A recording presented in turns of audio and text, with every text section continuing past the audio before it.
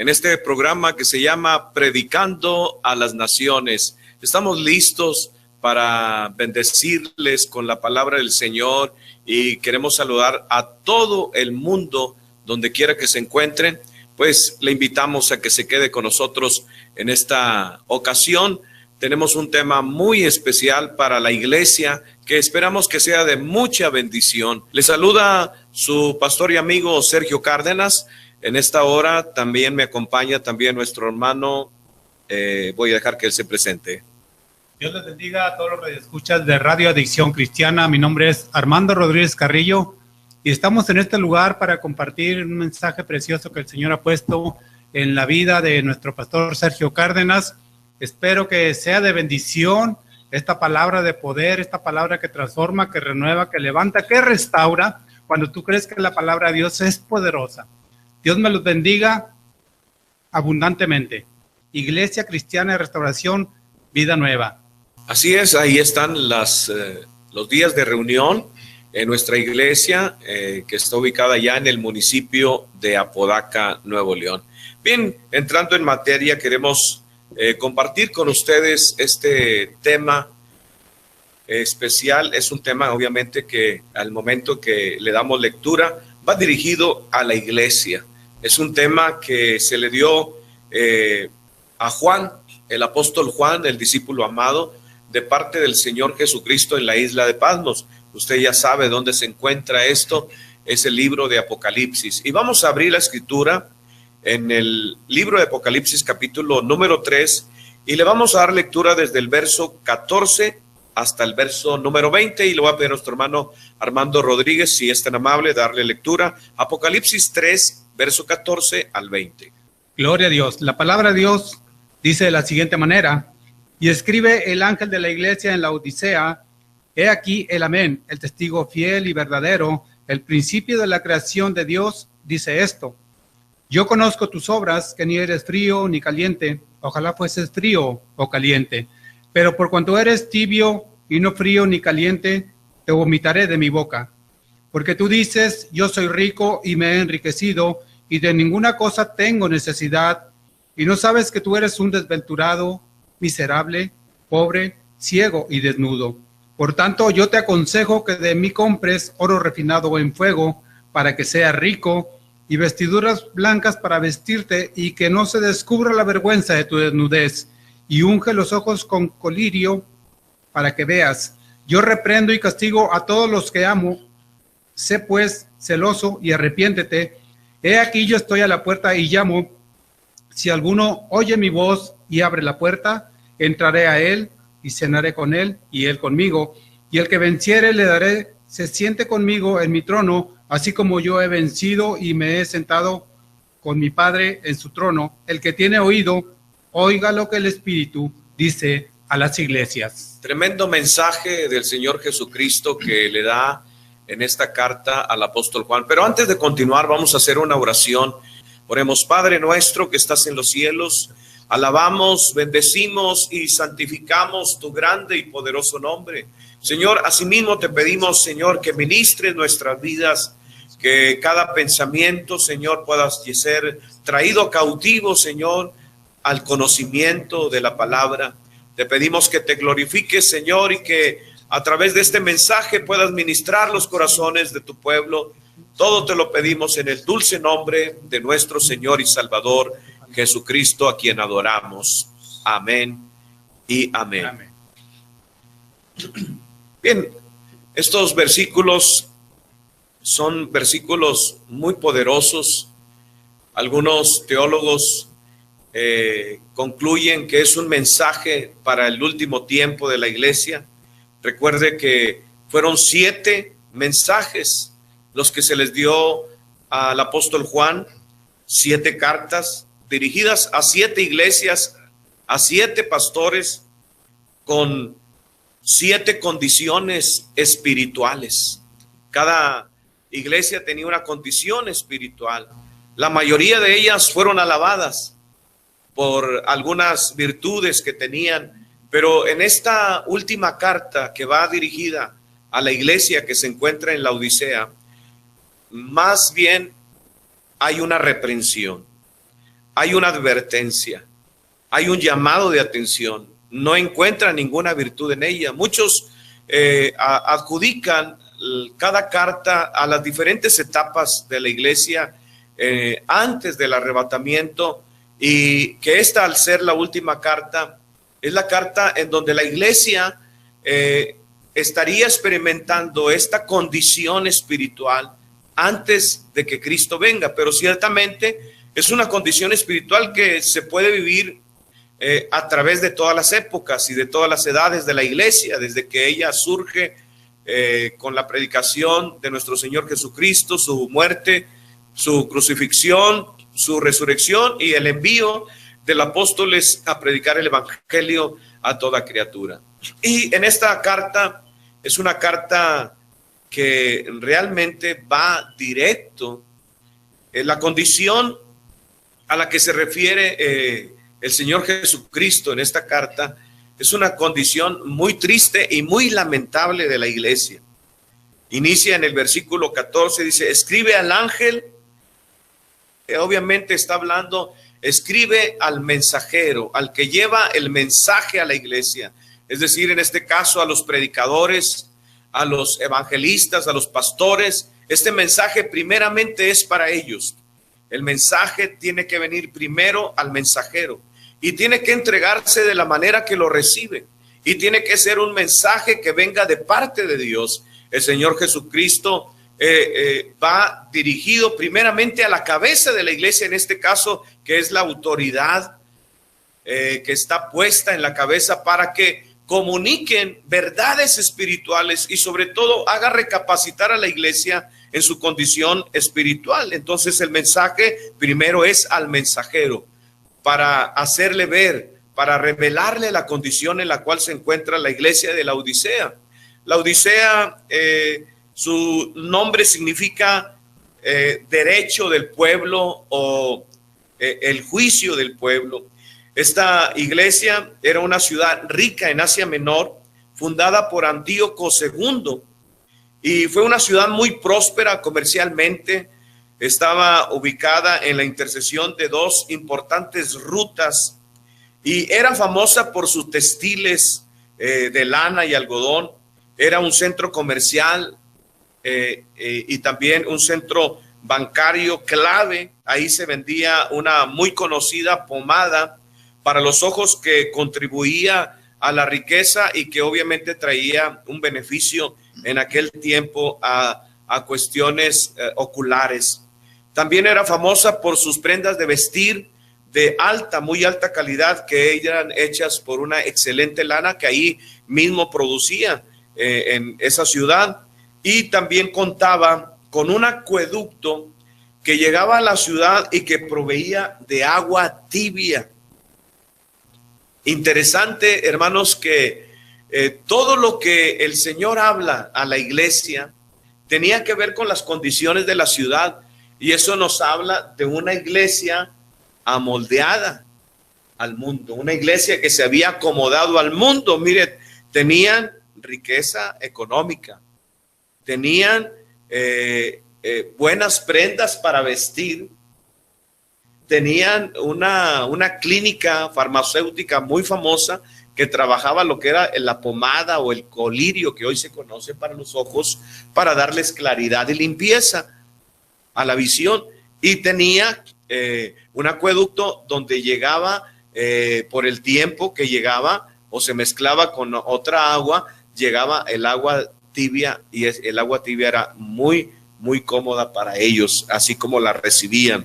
Entonces prácticamente estamos hablando de la condición de la ciudad, pero el Señor Jesucristo hace una referencia a que esa condición de la ciudad, esa es la misma condición que tenía la iglesia. Era la misma condición espiritual. Obviamente aquí hay una presentación. Dice, escribe al ángel de la iglesia que está en la Odisea. Aquí dice el amén. El amén. Jesucristo se presenta como el amén. ¿Qué significa esto? Bueno, que Él es el amén a todas las profecías.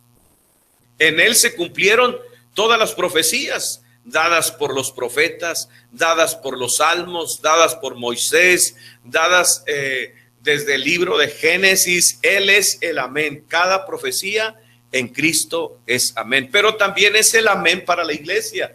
Todas las promesas que Dios le da a la iglesia en Cristo son amén. Él es el Salvador, amén. Él murió y resucitó para darnos vida eterna, amén. Él es el amén. Él es el que perdona tus pecados. Él es el amén. En Cristo recibimos perdón de pecados. En Cristo hay sanidad para nuestro cuerpo. Dice la Escritura que Él llevó nuestras enfermedades y sufrió nuestras dolencias, y Él es el amén. Todas las promesas en Cristo son sí y son amén. Es decir, Él es el cumplimiento de todas las cosas. Él es el testigo fiel y verdadero. Él es el principio de la creación de Dios. No que Él fue creado, sino que en Él se crearon todas las cosas. Es decir, la creación tiene un principio, no Cristo. Cristo es antes. Él es desde la eternidad hasta la eternidad. Antes de la creación Él era, pero en Él inicia la creación de todas las cosas. Las viejas y también las cosas nuevas, porque en Él todo es hecho nuevo. Cuando Él vino aquí, Él hace nuevas criaturas. Cuando Él promete una nueva creación, Él promete cielos nuevos, tierra nueva, Él promete una nueva ciudad, una nueva Jerusalén. En Él todo es nuevo y todo ha sido creado por Él y para Él. Por eso Él se presenta así, y es algo muy interesante. Y en el verso 15 menciona algo que todos nosotros debemos de conocer y debemos de saber, y no dejar de pensar en ello. Si le quiere dar lectura al verso 15. Amén, amén. Dice de la siguiente manera la palabra de Dios en el verso 15. Dice: yo conozco tus obras, que ni eres frío ni caliente. Ojalá fueses frío o caliente. Amén. Aquí empieza el mensaje. Número 1, empieza diciendo: mira, yo te conozco, yo sé quién tú eres. El Señor tiene conocimiento de nosotros, de todo, de nuestra manera de pensar, de nuestros sentimientos, de nuestras emociones, aún de las intenciones. Dice la Biblia que aún antes de que llegue la palabra a mi boca, ya la conoce. Él conoce nuestro acostar y nuestro levantar. Él conoce nuestro caminar. Él conoce, nada está escondido delante de Dios. Él conoce todas las cosas. Entonces es algo que usted debe de saber, que Él tiene conocimiento de nuestra vida desde el momento en que fuimos formados en el vientre de nuestra madre.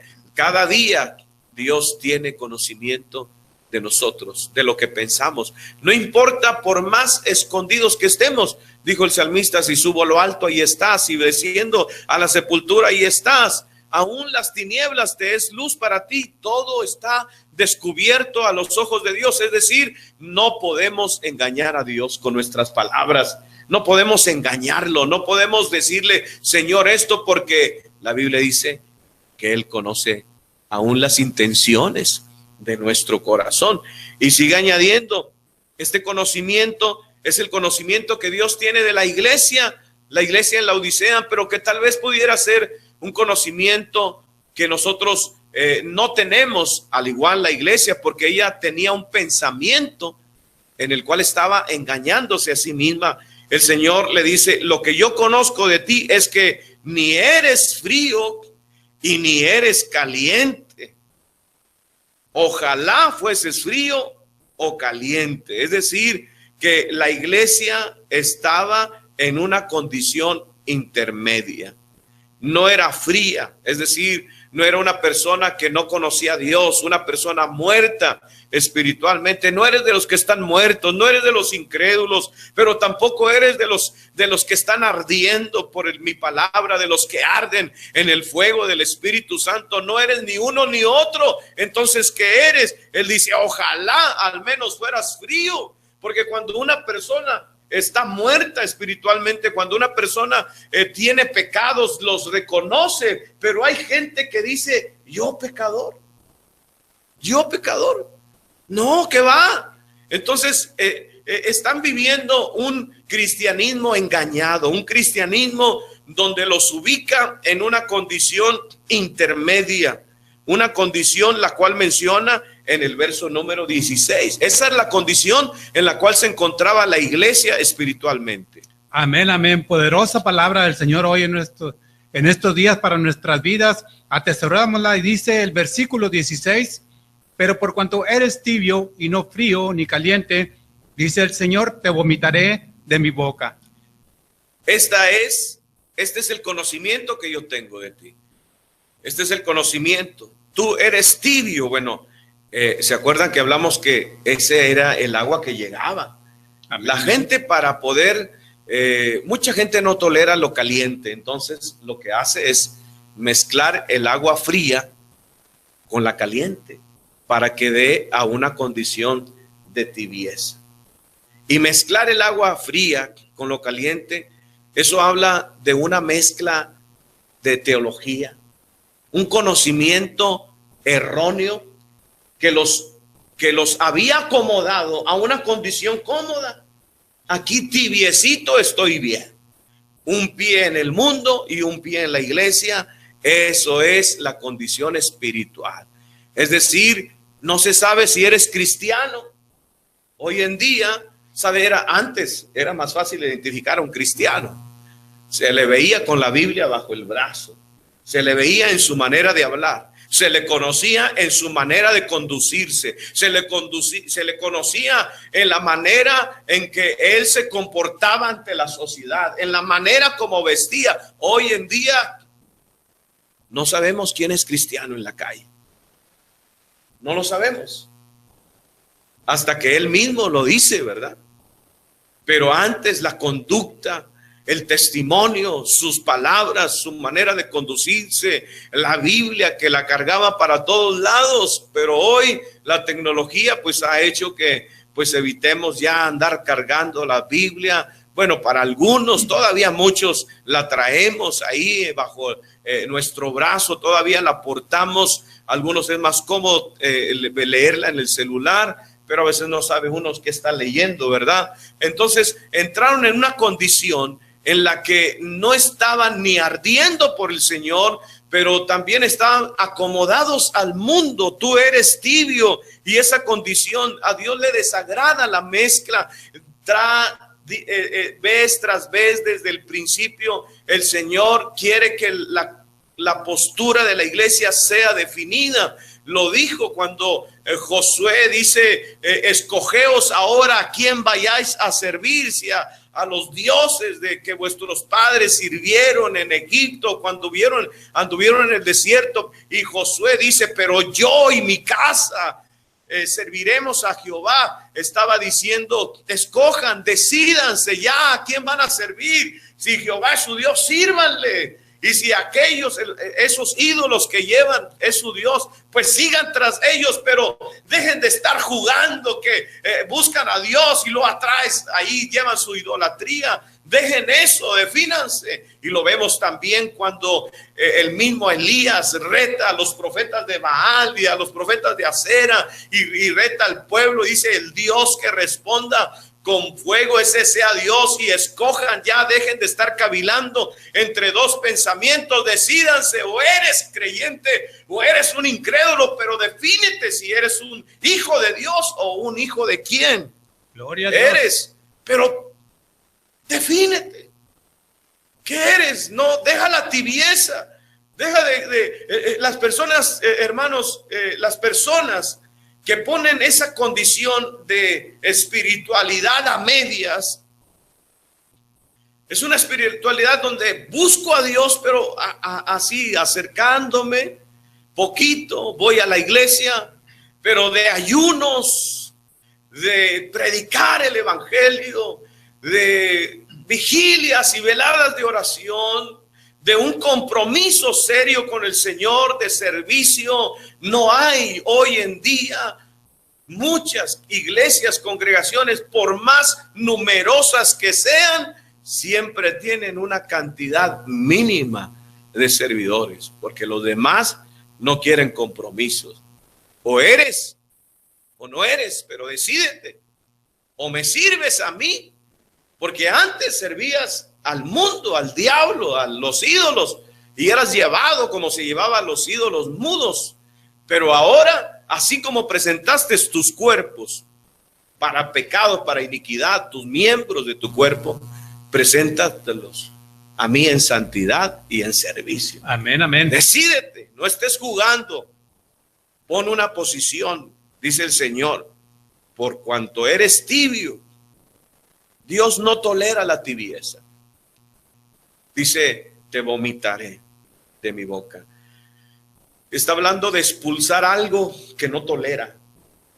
Cuando uno come un alimento contaminado o echado a perder, el cuerpo no lo tolera, no lo digiere, se siente mal. Entonces el mismo cuerpo lo expulsa porque está causando daño.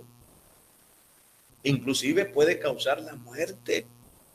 Un alimento contaminado, podrido, puede causar la muerte. Entonces, vomitar es la reacción del cuerpo, echarlo fuera. Bueno, así el Señor está hablando de esa manera tan fuerte. No tolero la tibieza en la iglesia, no tolero la tibieza en mis hijos, no tolero la tibieza, para que yo no te expulse, para que mi cuerpo, que es la iglesia, te eche fuera. Qué tremendo mensaje. Y qué triste la condición de la iglesia, que tenían un pensamiento erróneo de sí mismo. Mire lo que dice el verso 17. Seguimos leyendo. Gloria a Dios, amén, por esta poderosa palabra que en aquel tiempo, si bien eran exhortados de esta manera preciosa y maravillosa y poderosa, hoy en día estos mensajes han quedado establecidos para nosotros como hijos de Dios, como creyentes.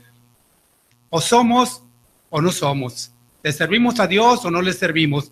Y mire, dice el versículo 17, porque tú dices, yo soy rico y me he enriquecido y de ninguna cosa tengo necesidad. Y no sabes que tú eres un desventurado, miserable, pobre, ciego y desnudo. Amén. Tú dices, esa es una opinión muy personal, ¿verdad? Amén. Tú dices, Dios le dice, tú dices, esa es tu manera de pensar. Esa es la manera, ese es tu conocimiento, eso es lo que tú crees. Lo que tú crees es que eres rico. Tú crees que te estás enriqueciendo y que no tienes ninguna necesidad. Es decir, había, así como la ciudad, había adquirido un poder económico. De la misma manera, la iglesia se había moldeado y habían caído en que la prosperidad económica eran las riquezas de Dios. Y hoy en día vemos ese tipo de mensajes, ¿verdad? Muy enfocados a los bienes materiales, muy enfocados al afán, a las riquezas. Pero realmente, ¿sabe usted que es las riquezas las que compiten con el señorío de Dios? Porque la Biblia dice que no puede servir a Dios a dos señores. Amén. No puede servir a Dios y a la riqueza. A la riqueza les llama Señor. El mismo Señor Jesucristo le está diciendo a las riquezas, le está llamando Señor. Y entonces ellos, al haberse enriquecido, sí tenían un poder económico. No tengo necesidad, qué bueno, me puedo comprar esto, puedo adquirir aquello, el mejor auditorio, las mejores bocinas, los mejores micrófonos. Le puedo pagar hasta los de la alabanza, ¿verdad? Tengo dinero, puedo tener el mejor cantante, el mejor predicador y yo pago. Pues, qué tremendo poder adquisitivo. Pero lo habían cambiado en el sentido de que habían adquirido poder en las riquezas, pero no había poder espiritual. Por eso el Señor les dice, pobres, si estás rico, puedes comprar esto, el otro, pero espiritualmente no tienes fuerza, no tienes poder, no tienes autoridad, no tienes madurez, no tienes conocimiento, no hay avance. Has medido tu espiritualidad con los bienes materiales. Cuando el Señor dice, no os hagáis tesoros en la tierra, donde polilla y orín corrompen, sino haceros tesoros en el cielo. Las verdaderas riquezas, hermanos, se adquieren de parte de Dios y son riquezas espirituales y nadie te las puede quitar. De esas riquezas habló Pedro cuando le dijo al cojo que estaba en el templo de la Hermosa. Pedro no estaba trabajando para los bienes materiales, pero iba diariamente a la hora de la oración y había adquirido un poder, una riqueza espiritual, y por eso le pudo decir al cojo, mira, no tengo oro, no tengo plata, pero lo que tengo te doy. Levántate en el nombre de Jesús. Riqueza espiritual, poder espiritual para hacer la obra del Señor. Amén, amén. Tú dice, pero no sabes. Lo que tú ignoras es que lo que para ti es riquezas, gloria, bendición, mira, lo que tú no sabes o lo que tú no conoces, lo que tú ignoras es que tú eres un pobre, un desventurado, es decir, un miserable, un desdichado, un pobre. A lo mejor tienes economía, solvencia, pero espiritualmente eres pobre, ciego, no tienes visión, no percibes las cosas espirituales. Y en cuanto a vestimenta, porque la verdadera vestidura no es esto que portamos. El Señor nos ha vestido con vestiduras de santidad, con vestiduras de salvación, Amén, con amén. vestiduras blancas. Él ha cubierto nuestra desnudez con vestiduras espirituales. Pero ellos andaban desnudos, espiritualmente hablando. En ese sentido, estaban descubiertos de la santidad, descubiertos de aquellos vestidos, de obras de justicia, que son las que, hermanos, nos dan a nosotros esa cobertura. El Señor les dice, esta es la verdadera condición en la que tú estás. Les está diciendo, están equivocados, iglesia. Lo que tú piensas, lo que tú consideras que es bendición, lo que para ti es comodidad, lo que para ti es tener recursos físicos, materiales, intelectuales. Déjame decirte que en lo espiritual eres un desdichado.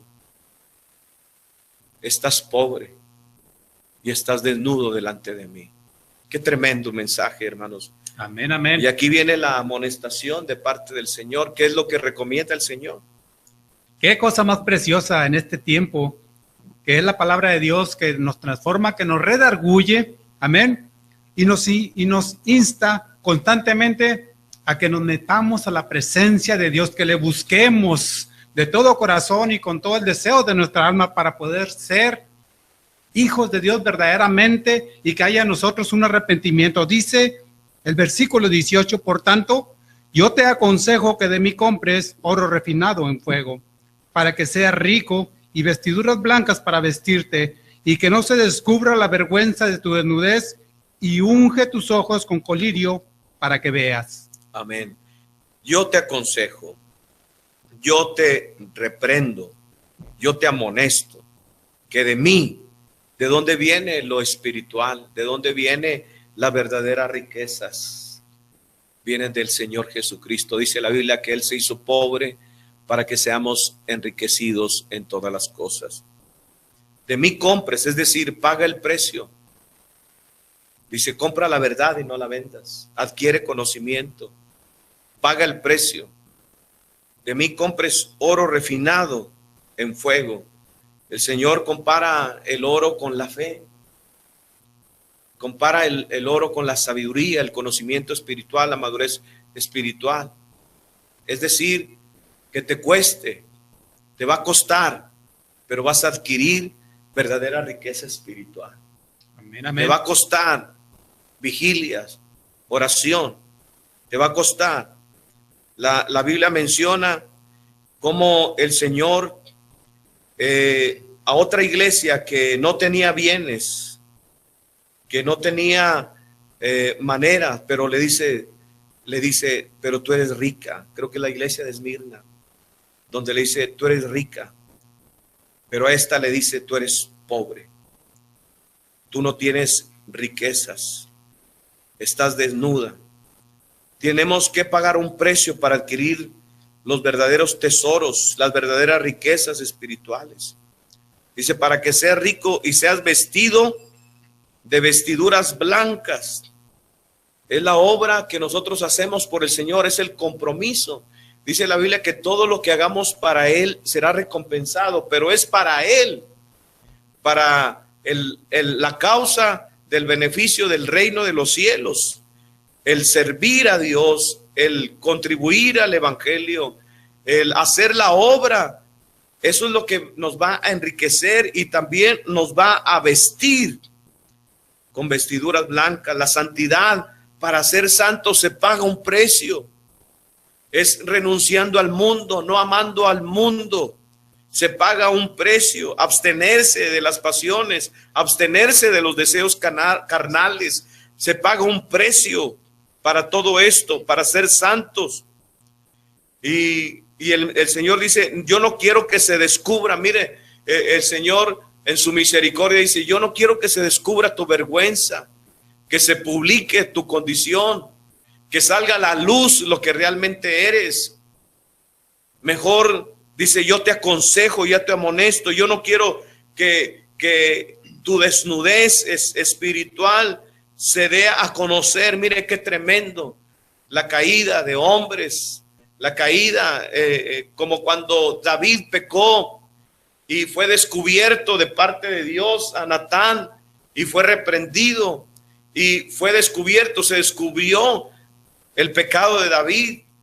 El Señor dice, para que no se descubra la vergüenza de tu desnudez. Y luego le dice, unge tus ojos con colirio. Ellos sabían a lo que se refería.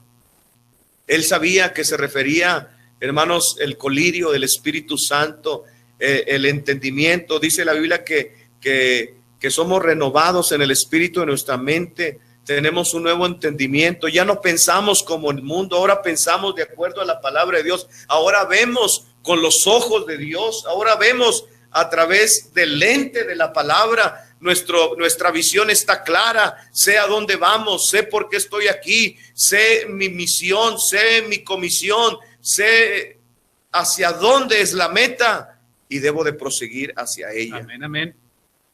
El Señor dice, yo reprendo y castigo a todos los que amo. Sé pues celoso y arrepiéntete.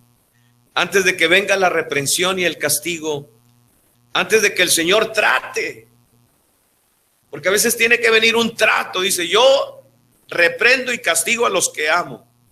Y qué bueno que haya reprensión y castigo, porque eso nos demuestra el Señor, ¿verdad? Que si nos estamos saliendo de la línea, de la vereda, del camino, el Señor viene y nos endereza y nos muestra el camino por donde debemos de andar. Él corrige, Él azota, Él castiga y disciplina.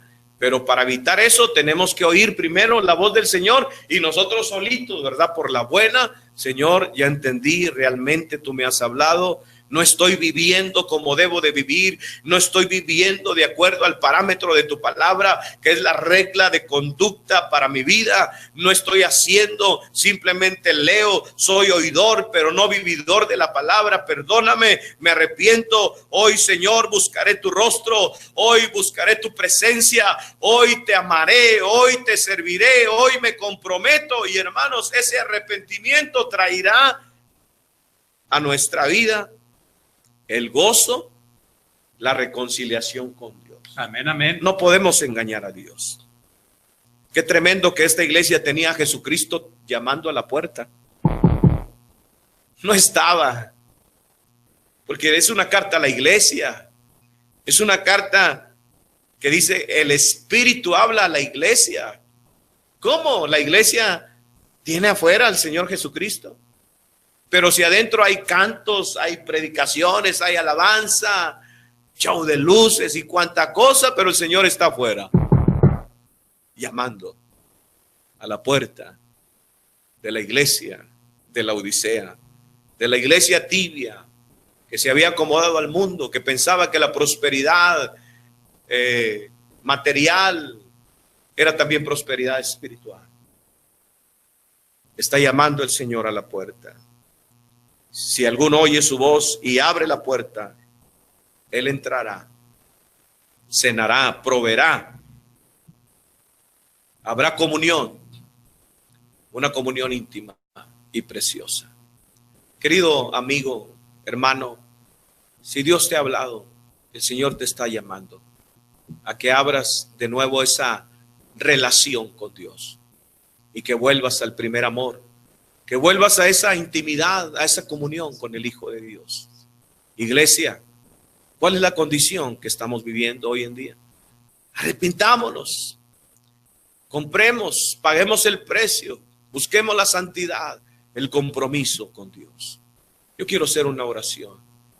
Si Dios ha hablado a tu vida y quieres reconciliarte con el Señor y pedirle ayuda y a buscarle de nuevo con todo tu corazón, queremos orar por ti. Cierra tus ojos y oremos. Padre, en esta hora te damos gracias por tu palabra. Señor, tú has hablado al corazón de cada uno de nosotros. Perdónanos, Señor, si las riquezas o los afanes, Señor, han tomado señorío en el corazón nuestro. Señor, queremos arder por ti. Llénanos de tu Santo Espíritu. Oh Espíritu de Dios, ven a nuestra vida y enciende y aviva el fuego que hay en cada uno de nosotros. Que hoy nos volvemos a nuestro Dios y Salvador Jesucristo, nuestro Redentor. Amén y amén. Agradecemos a todos su atención. Les saluda su pastor y amigo Sergio Cárdenas, nuestro hermano Armando Rodríguez. Nos escuchamos hasta la próxima y que el Señor les bendiga muy ricamente. Hasta la próxima. Amén, amén.